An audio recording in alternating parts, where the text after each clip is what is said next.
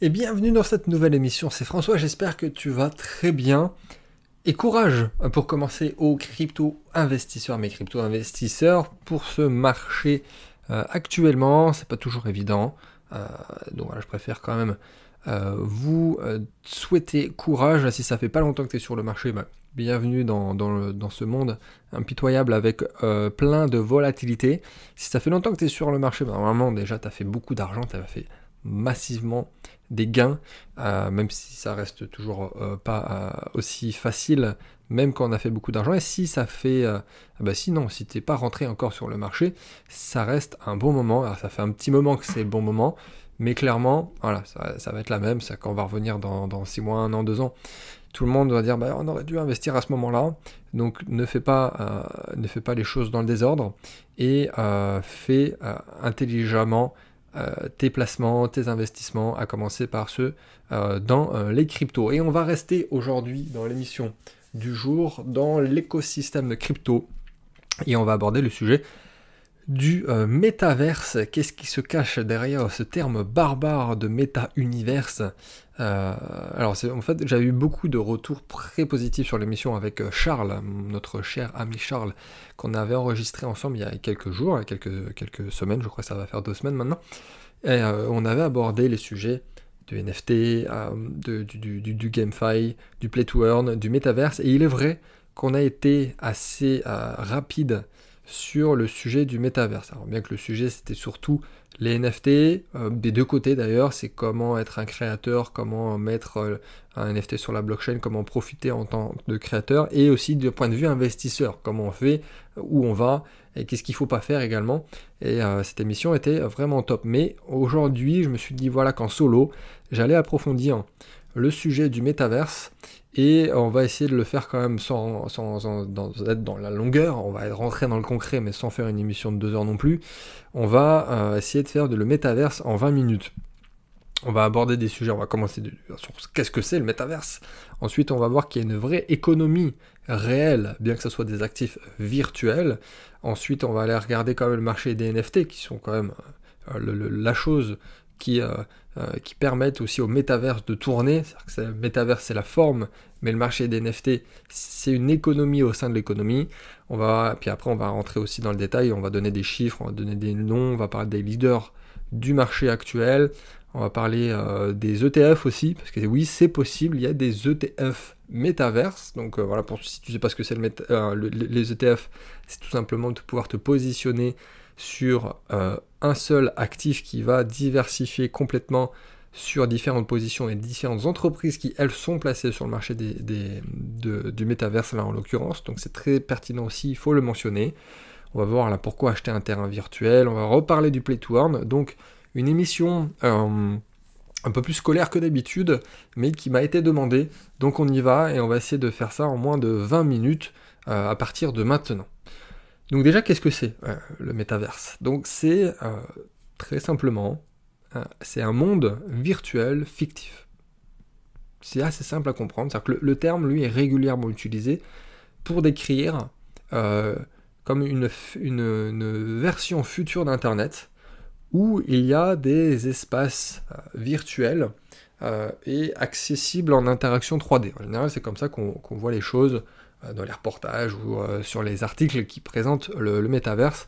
C'est avec aussi ce principe de 3 dimensions sur lequel on peut interagir d'avatar à avatar ou vis-à-vis d'entreprises et du monde virtuel fictif qu'on pourrait créer. Donc c'est une économie encore très très jeune certes, mais qui pourrait exploser. C'est-à-dire que là, j'ai quelques noms et quelques chiffres à te donner. Il y a le PDG de la société Capital Risk Epilion, donc c'est pas n'importe quoi non plus, qui a estimé que l'économie de la métaverse devrait être entre 10 000 milliards et 30 000 milliards au cours de la décennie. C'est énorme. Il y a même le PDG de Nvidia, donc là pareil, c'est pas n'importe quoi, qui a dit qu'un jour, l'économie du métaverse allait éclipser celle du monde réel, qui est de plus de 80 000 milliards de dollars. Donc on est sur des chiffres déjà très compliqués à imaginer et à concevoir, mais surtout de se dire qu'il y a quand même quelqu'un qui dit que ça va éclipser celle du monde réel, on est sur des chiffres assez stratosphériques. Pour revenir un petit peu en arrière, c'est-à-dire que le métaverse, il n'a pas apparu, mais il a été connu vraiment à très grande échelle le jour où Facebook a changé de nom. Alors qu'il y a eu l'annonce de Mark Zuckerberg, c'était en octobre, si je ne me trompe pas, en octobre 2021, qui a donc annoncé le changement de nom de Facebook en Meta. Et donc là, je t'invite d'ailleurs à regarder sur Google Trends, c'est assez... c'est un angle droit le truc, c'est-à-dire que c'était un électrocardiogramme plat, et le jour où il y a eu l'annonce, alors que le terme de métaverse a explosé en termes de recherche. Alors, avant, si tu regardes précisément sur l'année 2021, ça commençait à frétiller un petit peu, tu vois qu'il y avait quelques recherches, notamment liées au marché du NFT, parce qu'il y a quand même un lien entre les deux, et on va en revenir dessus, mais voilà, c'est surtout sur le dernier trimestre, et depuis le dernier trimestre 2021, qu'il y a eu l'explosion de l'intérêt du métaverse. Alors rentrons un peu dans le détail, c'est-à-dire que, ok, on parle d'actifs virtuels, mais on est vraiment sur une économie qui, elle, pour le coup, est très lucrative. Comme je l'ai dit sur Instagram, on est sur de l'ultra-capitalisme, c'est réussir à faire de l'argent sur quelque chose qui n'existe pas et qui n'est pas palpable. Donc là où ça devient particulièrement intéressant, c'est quand on regarde et on observe l'évolution du chiffre d'affaires généré des entreprises qui sont véritablement sur ce marché, qui proposent des produits, des terrains, on va donner plein d'exemples, sur le métaverse. Par exemple, il y a Roblox, qui est un développeur de jeux vidéo, qui a généré un peu plus de 450 millions d'euros de chiffre d'affaires sur le deuxième trimestre 2021. Alors, c'est pas grand-chose vis-à-vis de l'industrie du jeu vidéo, c'est plusieurs centaines de milliards de dollars par an, mais là, c'est une goutte d'eau qui grossit très vite, parce qu'ils ont plus que doublé en un an. Alors, voilà, comment ce chiffre d'affaires est-il généré? C'est tout simplement par la vente d'actifs virtuels dans le métaverse. Et les adolescents, aujourd'hui, ils achètent par exemple des skins virtuels pour que leurs avatars aient l'air cool, bien sapés, et demain, ils vont acheter plus que ça. Ça sera des sacs Gucci virtuels, par exemple. Ce ne sera pas que des skins, ça sera de telles marques, qui, elle, est déjà dans le métaverse. Et les marques, ils l'ont très bien compris, à commencer par les marques de luxe, ils sont déjà dans la course aux actifs virtuels et au métaverse. Et là, par exemple, pour rester sur ce même exemple, il y a un espace virtuel qui est baptisé le Gucci Garden, qui a été disponible sur Roblox pendant le 2021. Et Gucci, eux, voilà, ils ont sorti une édition limitée de sacs virtuels dans le jeu qui se vendaient à plus de 4000$ le sac. Des sacs virtuels qui sont plus chers que certains sacs Gucci dans la vraie vie. C'est quand même assez hallucinant. Donc voilà, c'est une vraie économie. On en pense qu'on en veut, hein. D'un point de vue éthique, moral, j'en passe, et des meilleurs. On n'est pas là pour ça. Mais, pour le coup, je n'achèterai jamais ce genre de choses. Mais l'économie est réelle, clairement. Et pour aller encore un peu plus loin sur le NFT, le métaverse, lui, donne une forme. Ça reste le monde fictif, et une partie du marché des NFT est littéralement au sein même du métaverse, puisqu'il y a des NFT qui sont adossés à certaines choses ou pas, qui sont de l'art ou pas, qui donnent des droits ou pas, et il y a une partie du marché des NFT qui est littéralement qui a été créée pour être utilisée dans le métaverse. Et je vais te donner quelques chiffres, et c'est là que ça devient aussi intéressant. On peut penser aussi que c'est complètement décentralisé, que ça nous permet aussi à énormément de personnes de pouvoir se positionner. Sur le marché des NFT, il y a 10% des acteurs qui réalisent 85% des transactions et qui concernent 97% des actifs numériques. Les chiffres là sont issus d'une recherche qui a été menée par un groupe de scientifiques qui a publié dans la prestigieuse revue Nature. Et les scientifiques, ils ont analysé 5 millions de NFT qui ont donné lieu à 6 millions d'échanges environ, principalement sur blockchain Ethereum d'ailleurs.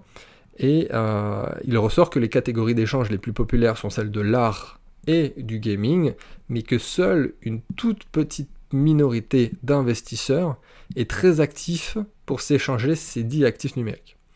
Et là, en l'occurrence, d'autres chiffres qui peuvent paraître contradictoires par rapport aux chiffres qu'on entend souvent, et ce qui est partagé sur Internet, c'est que l'étude montre aussi que le prix moyen d'un NFT dans la catégorie art est de moins de 15 dollars dans 75% des cas. C'est énorme, ça, les 3/4 des cas, c'est quand même moins de 15 dollars. Et techniquement, normalement, à ce prix-là, tout le monde peut s'offrir un NFT, un morceau d'abstraction encodé sur la blockchain, et il n'y a que seul 1% des NFT qui dépassent 1600 dollars. Et là aussi, c'est très très très peu. Hein. On entend parler des CryptoPunks ou des Bored Apes qui sont à des centaines ou à des millions de dollars en moyenne, mais la réalité, c'est que les gros restent entre gros. Et que voilà, déjà 1% des NFT dépasse 1600 dollars, ça reste très très peu quand même. Donc il y a vraiment la question à se poser, c'est qui a vraiment les moyens d'acquérir une soi-disant œuvre d'art ou un morceau à plusieurs millions de dollars, ou à s'acheter une baraque à 500 000 dollars pour devenir le nouveau voisin de Snoop Dogg dans le Metaverse Sandbox. Mais vraiment, c'est des très très très très gros investisseurs qui utilisent ce 0,01% du marché du NFT et du Metaverse. Ensuite, les leaders actuels, c'est-à-dire que là j'ai déjà commencé à donner des noms. Le leader actuel, là on peut citer Decentraland, parce que Decentraland c'est un jeu où il est possible d'acheter et de vendre des terrains numériques. Donc ça a été un des premiers exemples de ce type de métaverse. C'est en plus de pouvoir jouer dans un casino virtuel, on va dire, c'est-à-dire qu'on peut acheter des œuvres d'art ou des vêtements en NFT. C'est-à-dire que la plateforme permet d'acheter tout ça, tout cet univers au sein même du métaverse. Et il y a plein d'entreprises, notamment il y en a une entreprise canadienne qui vient de débourser 3 millions de dollars pour s'offrir 560 mètres carrés de terrain dans Decentraland. Donc, voilà, c'est-à-dire que l'entreprise a déboursé, c'était donc les tokens, les 600 000 mana, donc la crypto officielle de Decentraland, pour plusieurs millions de dollars à ce moment-là. C'était la plus grosse transaction jamais réalisée dans l'univers de l'immobilier numérique jusqu'à présent, et c'est des chiffres quand même assez incroyables, alors qu'on reste au tout début du marché. Alors, là, on se pose la question, mais pourquoi acheter un terrain virtuel ? C'est-à-dire que, ok, très bien, je comprends François ce que tu nous dis, je comprends ce que c'est, je suis plus ou moins convaincu, on va partir du postulat qu'on est neutre, mais à quoi ça sert, vraiment ? Alors par exemple, il y a plusieurs grandes marques de vêtements qui sont positionnées sur le métaverse, et notamment il y a Nike qui en plus a créé son propre monde.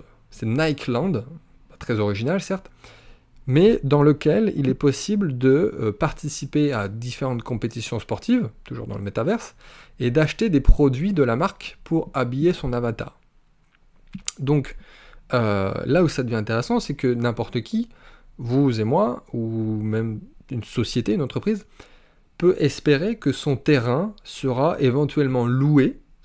On peut vraiment faire en fait de l'immobilier locatif dans le métaverse. Donc là, ça peut être loué, ou pas que, c'est-à-dire que ça peut être, le terrain peut être racheté derrière par une grande marque de mode, qui derrière on peut tenir des défilés par exemple, on peut aussi développer des commerces. Il y a énormément de choses qui sont faisables, qui sont faits dans la vraie vie, et qui peuvent être répliqués, et on peut générer littéralement des revenus passifs, parce que là pour le coup, dans la vraie vie c'est plus ou moins passif quand même, parce qu'entre le temps qui passe, les locataires qui peuvent faire certaines choses, ici c'est pas le cas. Ou alors, il y a certains locataires du métaverse qui pourraient faire des choses, mais c'est quand même beaucoup moins grave. Et donc on peut générer des revenus, on peut faire de l'achat-revente, on peut faire du locatif, on peut faire du business, on peut faire beaucoup de choses avec un terrain virtuel, parce que je reste sur l'exemple du terrain virtuel de Decentraland par exemple, au sein du métaverse. Donc pour répondre dans les grandes lignes et pour rester dans le temps qui m'est imparti avec ce podcast. Pour aller encore un petit peu plus loin, il y a les fameux ETF. Alors, je m'étais demandé ce que j'allais parler, mais en fait c'est quand même assez à la fois cocasse et non négligeable. Il y a plusieurs ETF, des gammes mondiales des ETF sur le métaverse. Il y en a 4 notamment que je vais citer, et forcément les fournisseurs d'ETF se sont empressés en fait de profiter de l'engouement pour le métaverse. Notamment après que Facebook a changé son nom en Meta, mais c'est-à-dire que stratégiquement, même Facebook, en faisant ça, ils se sont dit, on montre qu'on n'est plus qu'une simple société de médias sociaux, on veut devenir une vraie société de métaverse. Donc ici, avec ce genre d'économie, de créateurs, d'infrastructures numériques, de places de marché numériques, de jeux, on va en reparler, beaucoup de choses, c'est-à-dire qu'au final, on a des gammes d'ETF qui sont plus ou moins risquées d'ailleurs, je vais te donner les noms, et on peut se positionner du coup indirectement sans prendre la spéculation qu'on retrouve en achetant un terrain, parce que ça peut être vraiment ultra spéculatif, et se dire que ok, on va profiter quand même de ces ETF au sein du marché boursier, et être sur plusieurs sociétés qui sont de près ou de loin sur le domaine du métaverse. Alors, il y a 2 leaders. C'est MTAV et MESH, donc c'est MTAV et MESH, donc c'est Metaverse Index ETF et Evolve Metaverse, donc ça c'est plus ou moins les premiers à égalité. Et ensuite il y a Meta, donc c'est Round Hill Ball Metaverse, et MTVR, c'est Found Metaverse ETF. Donc là c'est vraiment les 4, et pour te donner quelques exemples, MTAV par exemple, c'est vraiment, là tu prends très peu de risques, on est sur que des grosses capitalisations qui sont en train d'intégrer la technologie métaverse au sein de leurs produits ou services qui existent déjà. Donc là en gros tu vas retrouver du Facebook, enfin du Alphabet, du Amazon, du Apple, du Nvidia, du Microsoft, du Visa et du Walt Disney par exemple. Donc là on est vraiment très peu de risques, mais ça reste des entreprises qui ont un intérêt, soit qui l'ont déjà fait, soit qui sont en train de le faire, qui l'ont annoncé, et qui ont de toute façon dans tous les cas un intérêt. Walt Disney par exemple, ça peut être un métaverse Walt Disney, ça peut être magique, et on peut s'imaginer très bien comment ça peut se répercuter derrière en termes économiques. Et donc ça c'était Metav, et il y en a l'autre par exemple Mesh, MESH, qui sont sur des entreprises plus petites, qui sont sur une diversité de sociétés, notamment nord-américaines, et qui sont sur des entreprises, des sociétés qui sont impliquées de près ou de loin dans le développement du métaverse. Mais là, beaucoup plus strict, et je crois qu'ils ont 25 positions sur ce ETF-là. Alors, je ne veux pas te citer les noms, parce que beaucoup, ça ne va pas forcément te parler. Je te laisse faire tes propres recherches, mais c'est aussi intéressant d'un point de vue ETF. Donc voilà, parenthèse fermée sur les ETF, c'est très pertinent également, il fallait que je le mentionne et que je te l'explique, parce que ça peut intéresser quand même beaucoup de monde, surtout ceux qui voudraient rester quand même en dehors du marché crypto, mais tout en profitant de cette tendance qui devrait durer quand même des années, voire des décennies. Pour terminer, on va revenir quand même sur le fameux aspect Play to Earn. Parce que le jeu Play to Earn, c'est quand même au final une très bonne conclusion pour ce podcast, mais surtout, c'est l'intégration du NFT aux jeux vidéo et aussi parfois donc au métaverse. C'est-à-dire que les joueurs, les gamers, comme on dit, le e-sport, ça existe depuis un petit moment quand même. Ça existe, c'est un énorme marché qui a connu une croissance rapide, pour le coup c'est vrai, mais c'était quand même comme dans le vrai sport d'ailleurs, ça restait une élite, c'était des sportifs de haut niveau qui avaient des revenus, qui se tiraient des revenus, et qui, par exemple, qui suivaient, qui jouaient au sein d'un tournoi, et qui jouaient pour plusieurs millions de dollars. Alors, certains gros tournois de e-sport, c'était plusieurs dizaines de millions de dollars, et forcément, tu as des gamers qui gagnent énormément. Ici, le Play to Earn, ça permet de redistribuer les cartes, c'est-à-dire que tu peux monétiser ton talent et ton temps que tu as investi dans un jeu vidéo.